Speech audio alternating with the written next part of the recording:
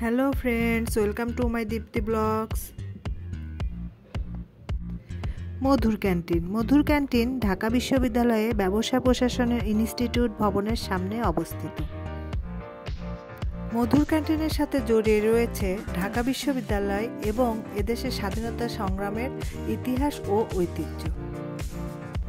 দ্বিতীয় বিশ্বযুদ্ধের পরবর্তী সময়ে ঢাকা বিশ্ববিদ্যালয়ের শিক্ষার্থীদের দাবির প্রেক্ষিতে ডাকসুর কার্যক্রম শুরু হয় এবং ঢাকা বিশ্ববিদ্যালয় কলা ভবনের পাশে মধুদার দায়িত্বে ক্যান্টিন প্রতিষ্ঠিত হয়।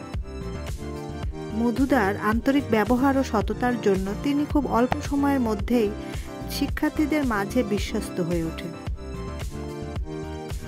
ক্রমেই মধুর ক্যান্টিন হয়ে ওঠে ছাত্র রাজনীতির সূতিকাগার আর পরম ভরসার স্থল।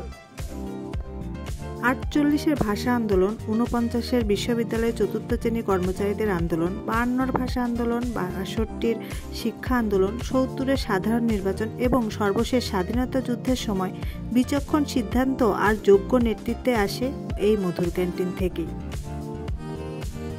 69 থেকে 71 পর্যন্ত বহু মিটিং হয়েছে এই ক্যান্টিনে। মিটিংয়ে গৃহীত সিদ্ধান্ত সংশ্লিষ্ট উচ্চ পর্যায়ের নেতৃবৃন্দ ছাড়া শুধু জানতেন মধুদাই। সকলের খাওয়ার ব্যবস্থা মধুদা নিজ হাতে তুলে নিয়েছিলেন। আর এভাবেই তৎকালীন প্রগতিশীল গণতান্ত্রিক ছাত্র আন্দোলনের নিরাপদ আশ্রয়স্থল হয়ে উঠেছিল মধুর ক্যান্টিন। 1971 সালে মধুর ক্যান্টিন পাকবাহিনীর রোষানলে পড়ে। 1971 সালে পাকিস্তানি হানাদার বাহিনীর হাতে নির্মমভাবে শহীদ হন মধুদা, তার স্ত্রী, বড় ছেলে ও তার নববিবাহিতা স্ত্রী। মধুদার স্মরণে মধুর ক্যান্টিন প্রাঙ্গণে নির্মিত হয় মধুদার স্মৃতি ভাস্কর্য। ভাস্কর্যটির গায়ে লেখা রয়েছে "আমাদের প্রিয় মধুদা" বাক্যটি।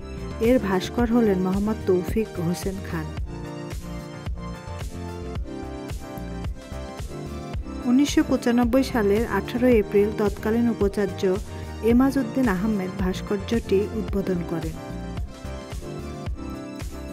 তবে এটি পরবর্তীতে পুনর্নির্মাণ করা হয় এবং 2001 সালে 17 মার্চ পুনর্নির্মিত ভাস্কর্যের উদ্বোধন করেন উপাচার্য AK আজাদ চৌধুরী।